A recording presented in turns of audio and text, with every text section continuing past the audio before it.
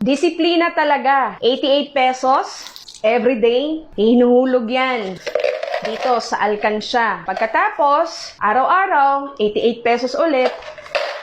Hanggang sa mabuo, after a month, yung 88 pesos na yan na nilalagay sa alkansya, ililipat naman doon sa tinatawag na Kaiser 3-in-1 Saving Program. Ito yung pinaka-basic na dapat meron ang isang tao. Sa kakaipon mo ng 88 pesos sa isang araw, at syempre nakabuo ka ng 2,647 a month, meron ka na nitong tinatawag na Kaiser Ultimate Health Builder na kung saan ito ay isang long-term healthcare plan na maaari talagang magamit ng isang tao kapag halimbawa nagkasakit, merong maipresent sa ospital para at least magamit. At kung hindi naman, syempre, yung iniipon mo, hindi magiging tapon yun. Bakit?